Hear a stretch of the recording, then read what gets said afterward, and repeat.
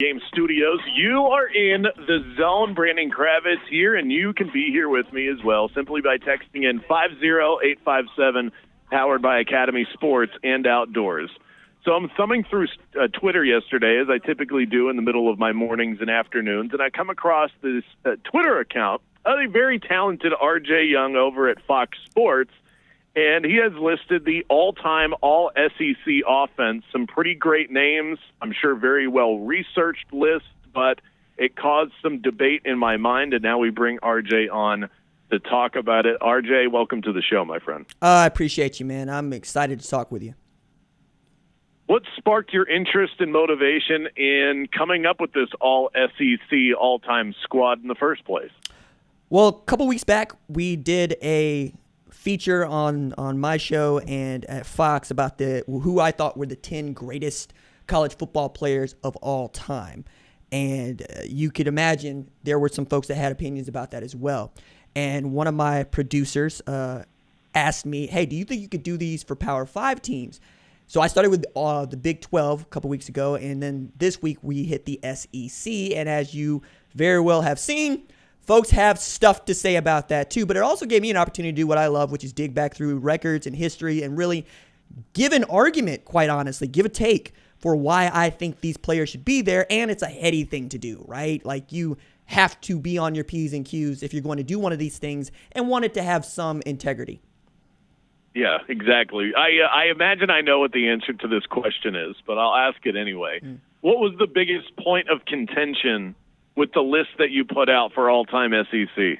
Okay, so I think most people think it's Cam Newton, but because I have Cam Newton as the best player of all time college football, it wasn't that for the folks that have been watching the show, although I still get people that want to show up and tell me about some dude that Dan Mullen thought should be behind Cam Newton at Florida, but, whatever.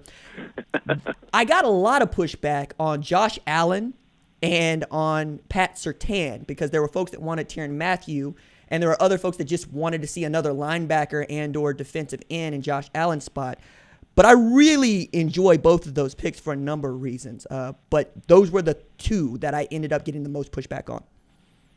So for the record, for those that haven't seen it, first of all, go check out RJ Young on Twitter. Cam Newton's at quarterback, just combing through the offensive list here. Bo Jackson, Herschel Walker at running back, Julio Jones, Jamar Chase, and DeVonta Smith at wide receiver, and then you've got a list of offensive linemen as well. Why no tight ends on the list, by the way? Why not utilize that position on the overall ranking and all-SEC squad?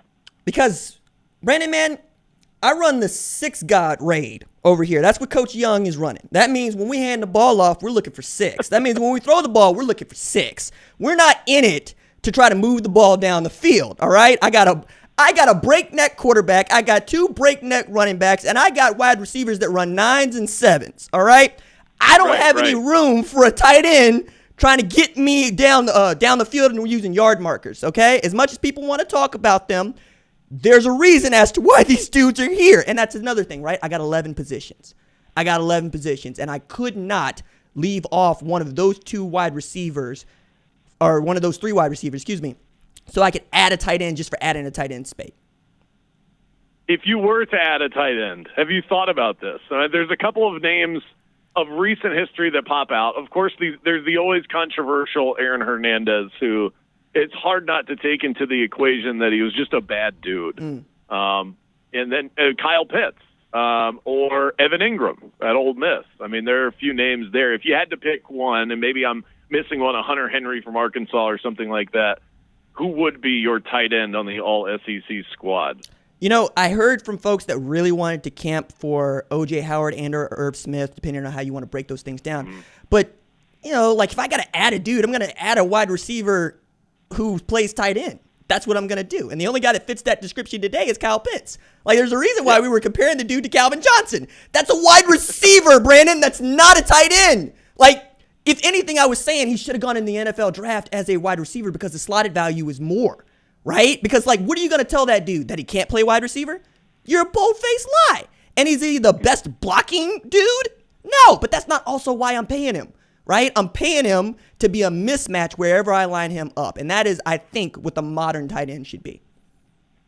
Yeah, I'm with you. You're preaching to the choir. I actually went on a rant several weeks ago about just that. I thought it was crazy that he went in as a tight end. He's already, because the position is criminally underpaid, right. He's already like the 6th highest paid tight end in the NFL. So when he's up for contract too, that wide receiver position is going to look a lot more juicy than the one he's playing right now. We're talking to RJ Young from Fox Sports.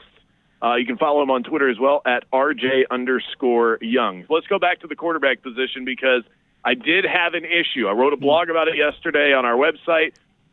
You sparked a lot of interest in my mind in looking at this list, and quarterback is always going to be one that's hotly debated. So you say Cam Newton's the greatest college football player of all time. That clearly leads you to put him at the quarterback position for all SEC. But what are you using as the criteria? Because if I'm looking at single season greatness, he's beat out by Joe Burrow. If I'm looking at longevity and a great season plus some success sprinkled in around it, Tim Tebow would be the answer, even though it didn't work out in the NFL. We're just talking about what they did in college. I have a hard time coming up with Cam Newton as my answer, even though he was great. So give me your reasoning as to why he's the guy at quarterback. It's not just what kind of a season you had, like Joe Burrow. It's also who was around you. And on both that Florida team in 2008 in particular and that 2019 LSU team, he's surrounded by studs. He doesn't have to be great. Cam Newton has who? Like, most people can name 3 dudes off of that football team in 2010. 3 dudes. And everybody is still way upset that Gene Chizik is running around with a national championship ring at Auburn. At Auburn! Cam Newton brought them back from 24-7 down to beat Nick Saban in Alabama. With what exactly? Like, it's literally him. And that's the only dude in football that I could say won a national championship with a defense that was sorry. Like, it's the only national championship team, I think, outside of 2014 Ohio State, to win with a defense that was ranked outside the top 25 in most categories. And without first rounders at wide receiver, quarter, and running back. Like, what else do I have to tell you? Except if you put Cam Newton on those other teams, like you put him on that Florida team, they win championships. You put him on that LSU team, they win championships. You put Joe Burrow on that 2010 Auburn team, garbage, right? You put him, like, you might get the 2018 LSU team. That might be your ceiling.